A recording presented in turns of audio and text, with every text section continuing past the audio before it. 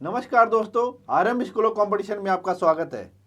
जैसा कि आप सबको पता होगा कि 1 फरवरी को बजट पेश किया जाएगा, लेकिन बजट में कई ऐसी शब्दावलियां आती है जो छात्रों को समझ में नहीं आता। बस हम इतना पढ़ते हैं कि राजकोषीय घाटा क्या होता है, राजस्व घाटा क्या होता है, पूंजी घाटा क्या होता है, बस इतना तक में हम सिमट कर रह जाते हैं। लेकिन इसमें बहुत सारे ऐसे तथ्य और शब्दावलियाँ आते हैं जो बच्चों को समझ में नहीं आता, बस वो फैक्चुअल रूप से रट लेते हैं। लेकिन इन्हीं शब्दावलियों को बहुत ही बारीकी से समझाने के लिए हमारे साथ हैं शत्रु सर। शत्रु सर, आपका स्वागत है। और जैसा कि इस चैनल पे बहुत सारे ऐसे छात्र हैं जो इकोनॉमी के जो बहुत सारे जो बजट से रिलेटेड जो शब्दावलियां हैं वो उनको समझने में बहुत कठिनाई होती है। तो हम आपसे यही उम्मीद कर रहे हैं कि जो बजट से संबंधित जो शब्दावली है उसको बहुत ही सरल शब्दों में आप समझाने का प्रयास करेंगे, ताकि बच्चे जब बजट से रिलेटेड जब बजट पेश किया जाएगा, जब उनको देखें तो उनको आसानी से समझ में आए। बिल्कुल बिल्कुल।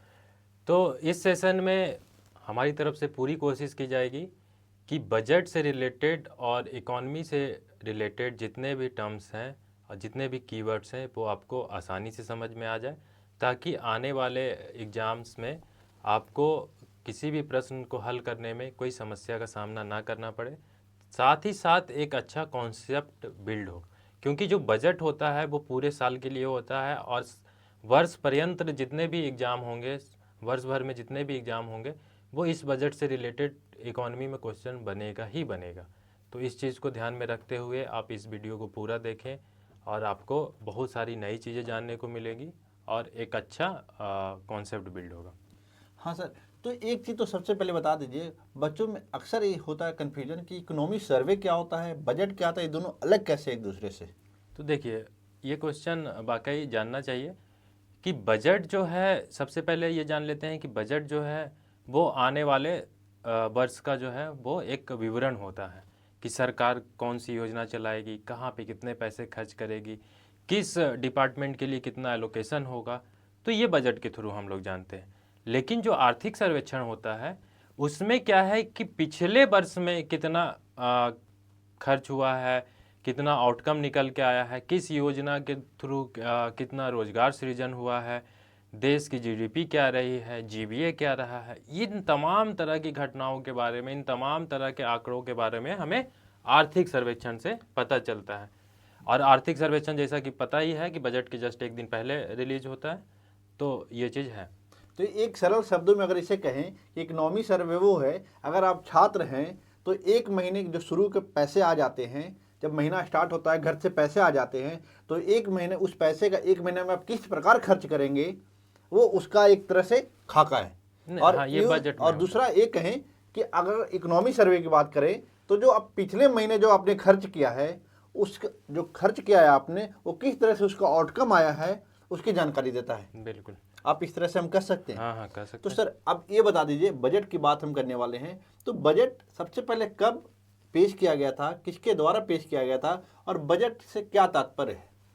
देखिए, अगर मैं स्टार्टिंग से आपको बताऊं तो जब हम लोग बात करते हैं तो हमारे संविधान में बजट जैसा किसी भी शब्द का जिक्र नहीं है।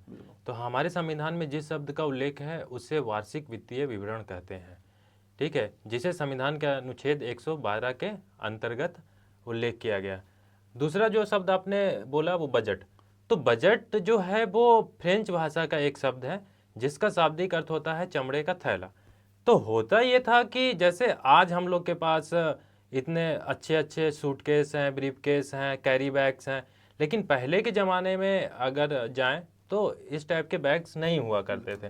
तो बेसिक क्या होता था कि एक चमड़े का बैग होता था या थैला होता था, जो कि आज भी अगर स्टैंडर्ड में देखें तो लेदर बैग बहुत स्टैंडर्ड माना जाता है आज के भी टर्म्स में।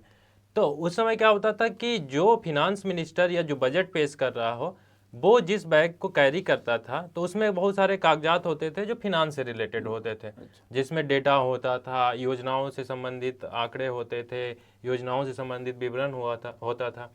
तो ये जो सारे डेटा होते थे वो बैग में जो कैरी होता था वो चमड़े का होता था। तो उसे ही बजट नाम दे दिया गया, उसे ही बजट शब्द दे दिया गया, जिसका शाब्दिक अर्थ चमड़े का थैला होता है। अच्छा, लेकिन वर्तमान में परिस्थितियां बदली बदली दिखती है जब संसद की बात करते हैं हाँ, तो ये तो बात है। अब धीरे धीरे चीज़ें चेंज होती है। अब एआई का ज़माना आ गया, अब मोबाइल से भी बजट पेश हो जाता है, टैबलेट से पेश हो जाता है। तो अब कोई कागज़ ले जाने की ज़रूरत भी नहीं पड़ती है। सर अब ये बता दीजिए, अक्सर कई एग्जाम में क्वेश्चन आ चुका है कि पहला बजट किसने पेश किया, कब पेश किया, तो ये भी जानना जरूरी है। बिल्कुल जानना जरूरी है। तो जो सर ने जैसा कि पूछा कि पहला बजट कब पेश हुआ, किसने पेश किया, तो यहाँ पे 2 क्वेश्चन बन जाते हैं एक क्वेश्चन से। तो अगर क्वेश्चन एग्जाम में ये आए कि बजट सबसे भारत का पहला बजट कब पेश किया गया था, ठीक है, तो आपको आंसर देना है जेम्स विल्सन ने पेश किया था, जो ब्रिटिश काल में फिनांस मिनिस्टर थे, एक तरीके से कह रहे हैं कि वित्त का कार्यभार संभालते थे वो, और ये 1860 में पेश किया गया था। अगर क्वेश्चन ये आए कि आज़ादी के बाद पहला बजट किसने पेश किया था, ठीक है, तो 26 नवंबर 1947 को पेश किया गया था, और ये सनमुखम चट्टी के द्वारा पेश किया गया था। एक क्वेश्चन और भी आता है कि अगर पूछा जाए कि इंडिया का पहला इंटरिम बजट टाइप से अगर कह ले तो वो आज़ादी के पहले लियाकत अली ने पेश किया था, ठीक है। हाँ। तो इस चीज़ को भी ध्यान में रखना है कि क्वेश्चन आपको मोल्ड करके किस तरीके से पूछा जा रहा है, तो बारीकियों पे ध्यान रखना है। जैसा कि वीडियो के स्टार्टिंग में ही बता दिया गया था कि बारीकियों पे चर्चा करेंगे, बिल्कुल, बिल्कुल। और अच्छी तरीके से चर्चा करेंगे। बिल्कुल जी सर। सर अब ये तो हम लोग समझ लिए कि बजट क्या है, कब पेश किया गया था, किसने पेश किया था। अब बजट के बारे में तो इतना जान लें, लेकिन इसकी प्रक्रिया क्या होती है? हाँ देखिए, ये बहुत ही अच्छा क्वेश्चन है। जैसा कि यूपी पीसीएस में और अदर पीसीएस में, इनफैक्ट बहुत पहले यूपीएससी में भी ये क्वेश्चन पूछा गया था कि बजट पेश करने की प्रक्रिया क्या है, और वो जो 4-5 ऑप्शन है वो दे दिए गए थे, और उसे बोला गया था कि क्रमबद्ध रूप से अरेंज करें, ठीक है। तो ये क्वेश्चन बहुत ही अच्छा है, इसे मैं एक बार बोर्ड पे समझा दूँ तो शायद ज़्यादा सही रहेगा। तो आप अच्छे से समझिए, जो भी ये शब्दावली है बजट से रिलेटेड, ये अक्सर एग्जाम में पूछे जाते हैं, तो ध्यान से देखिए। तो यहाँ इसके लिए मैंने एक कोड बनाया है जो एग्जाम पॉइंट ऑफ व्यू से बहुत रेलेवेंट रहेगा और आपको याद भी रहेगा।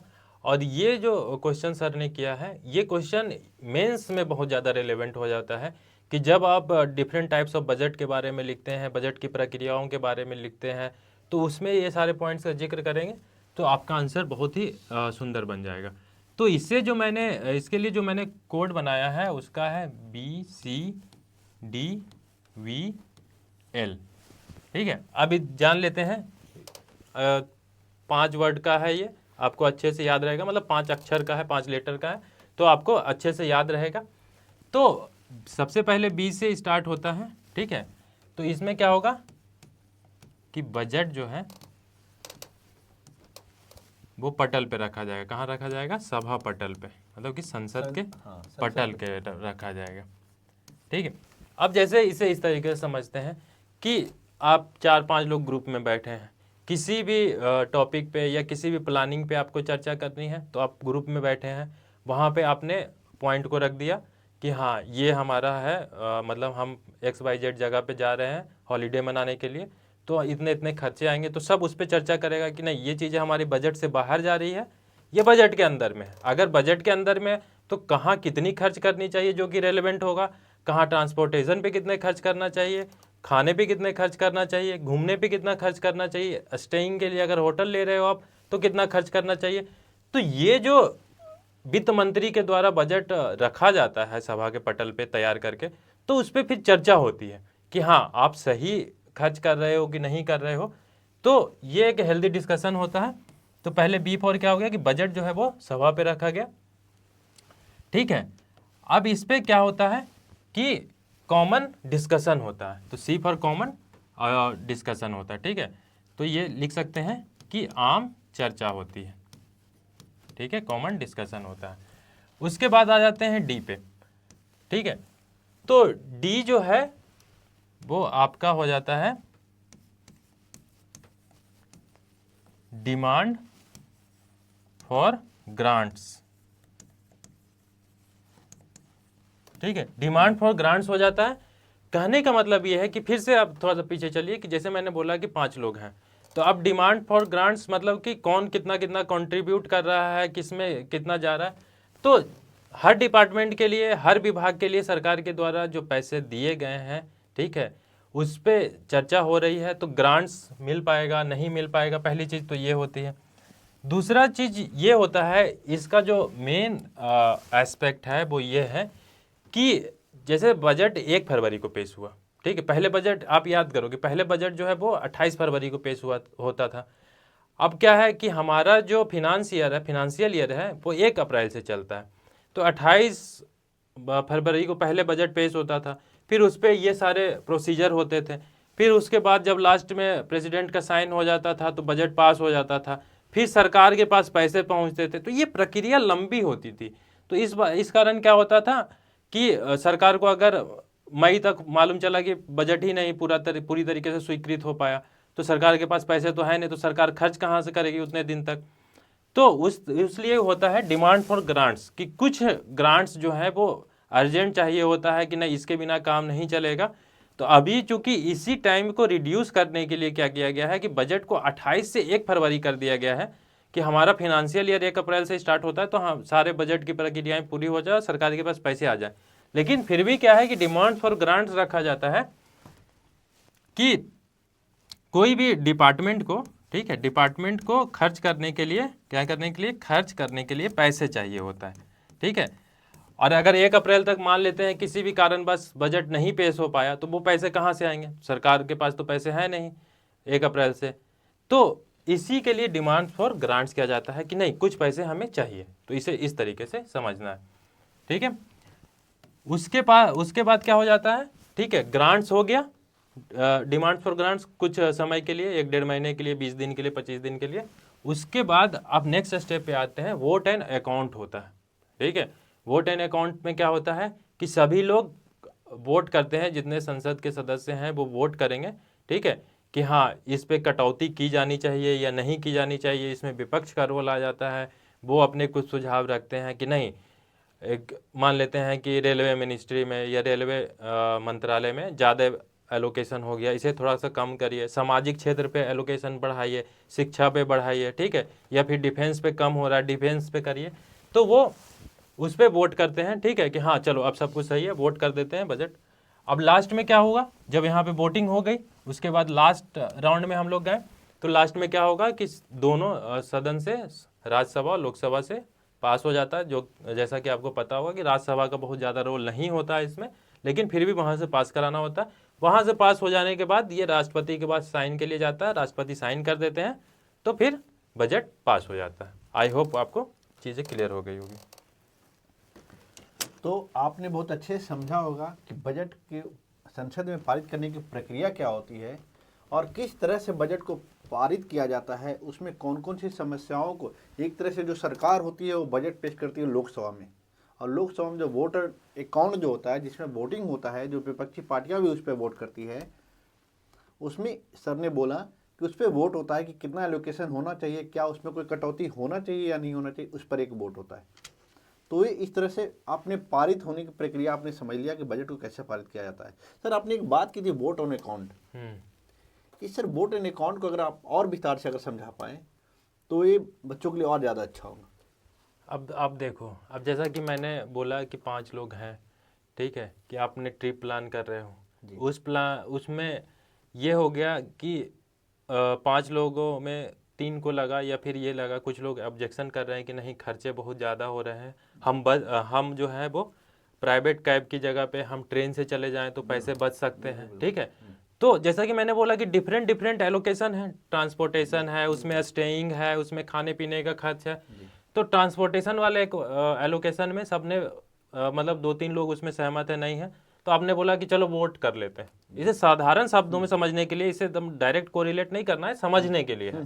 तो आपने बोला कि चलो वोट कर लेते हैं, ठीक है, तो इसे ये बोल सकते हैं कि वोट इन अकाउंट हो गया कि हाँ अगर जिसके फेवर में जाएगा वो पास माना जाएगा।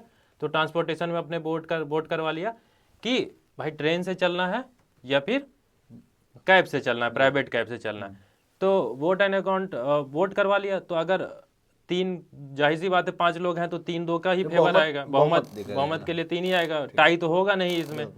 तो इसमें 3 लोगों ने बोल दिया कि नहीं प्राइवेट कैब से चलनी चाहिए, तो पास हो गया, तो फिर स्वीकृत हो गया। अगर 3 लोगों ने बोल दिया कि नहीं ट्रांसपोर्टेशन का माध्यम ट्रेन होना चाहिए, तो ट्रेन से चल गए। तो यही वोट एंड अकाउंट होता है बेसिकली। और इसमें यही होता है कि चूंकि सरकार के पास मेजोरिटी रहती है तो बजट पास हो जाता है, वो पारित हो जाता है, इसमें कोई इशू नहीं होता।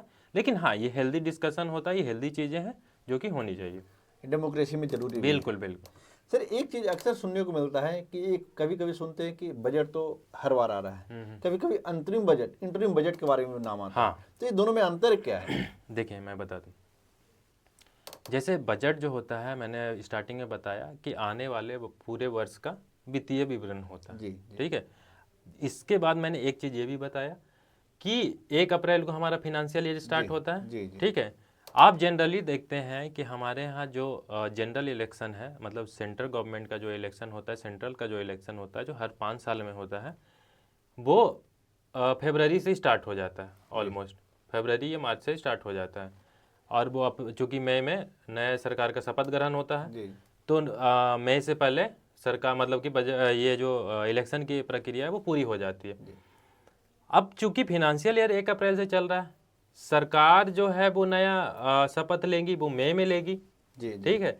तो जैसा कि याद करो कि मैंने क्या बताया था कि भाई पैसे तो रहने चाहिए, सरकार बिल्कुल, चलाने जी, के लिए, देश को रन करने के लिए पैसा तो चाहिए। बिल्कुल। अब फिनेंशियल ईयर 1 अप्रैल से स्टार्ट हो रहा है, तो 2-3 महीने का जो गैप है, ठीक है, वो उसमें पैसे कहाँ से आएंगे?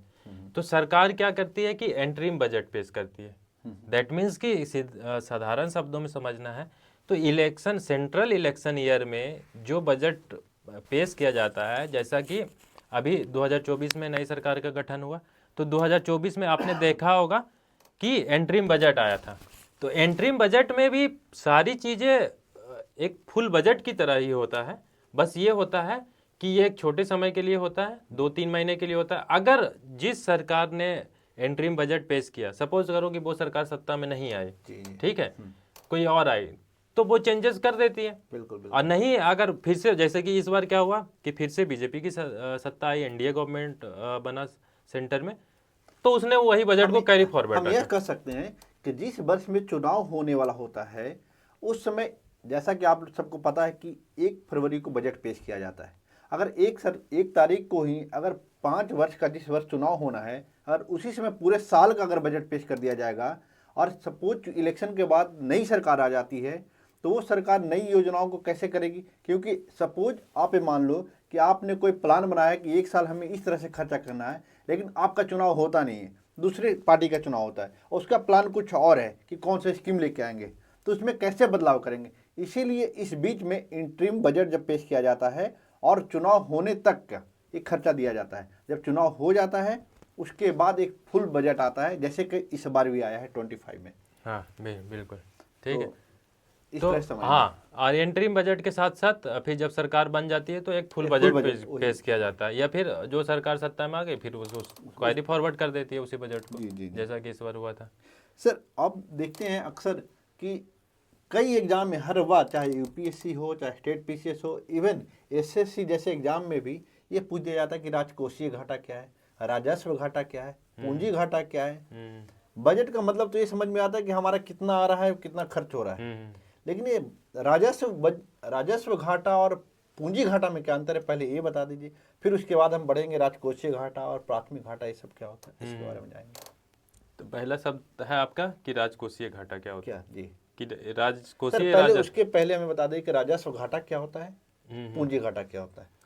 तो देखिए, राजस्व घाटा कहने का मतलब ये है कि हमारे पास, साधारण शब्दों में समझना, कि हमारे पास कुल आय कितनी है और कुल व्यय कितनी है। तो कुल व्यय में से कुल आय को माइनस कर देंगे, ठीक है, तो ये हमारा राजस्व घाटा निकल के आ जाएगा। ठीक है। अगर सरप्लस में रहा तो वो मतलब कि घाटा नहीं हुआ, ठीक है। और अगर डेफिसिट में रहा, जो कि आमतौर पर डेफिसिट में ही रहता है, ठीक है, तो ये घाटा हो जाता है। तो इसे ही राजस्व घाटा कहते हैं। राजस्व का अगर शाब्दिक अर्थ निकालेंगे तो क्या होता है कि रेवेन्यू, इंग्लिश में उसे रेवेन्यू बोलते हैं। तो राजस्व मतलब कि हमारे पास कितने पैसे आ रहे हैं जी। ठीक है। अब इसे अगर मैं अपने व्यक्तिगत तौर पे समझाऊं तो सपोज करो कि मेरी सैलरी 10,000 है, ठीक है, तो ये हमारा क्या हुआ, एक तरीके से मेरा राजस्व हो गया, प्राप्ति हो गया, ठीक है, प्राप्ति हो गया जी। अब मैं खर्च कर रहा हूँ 11,000, ठीक है, तो 1,000 का डेफिसिट हो रहा है, नुकसान हो रहा है। तो यही राजस्व घाटा है कि आपके पास राजस्व में कितने पैसे आ रहे हैं और खर्च कितने कर रहे हैं। और पूंजी, सर पूंजी प्राप्ति और पूंजी घाटा, ये दोनों में अंतर तो क्या आप बता सकते हैं? देखिए, पूंजीगत प्राप्तियां होती हैं, ठीक है, और पूंजीगत व्यय होता है जी। तो पूंजीगत प्राप्तियां क्या होती है, पहले इसे समझ लेते हैं कि पूंजी दैट मीन्स कि जो राजस्व के अलावा जो हमारे पास पैसे आते हैं, जो सरकार के पास जो पैसे आ रहे हैं राजस्व के अलावा, ठीक है, वो पूंजीगत प्राप्तियां होती है। अब वो पैसे कहाँ से आते हैं? आप सपोज करो कि जैसे सरकार के बहुत सारे PSUs हैं, पब्लिक सेक्टर यूनिट हैं, ठीक है, तो वो कुछ डिविडेंड देती है, वो कुछ लाभांश देती है सरकार को, ठीक है, उसके अतिरिक्त सरकार को कुछ शुल्क मिलते हैं, या फिर सरकार को कहीं से पैसे मिल गए, ठीक है, तो ये सब क्या हो गया कि पूंजीगत प्राप्तियां हो गई, ठीक है। पूंजी मतलब कि जो पूंजी हमने पहली लगाई, ठीक है, उसके एवज में जो हमें प्राप्तियां हो रही है, इसे पूंजीगत प्राप्तियां कहते हैं।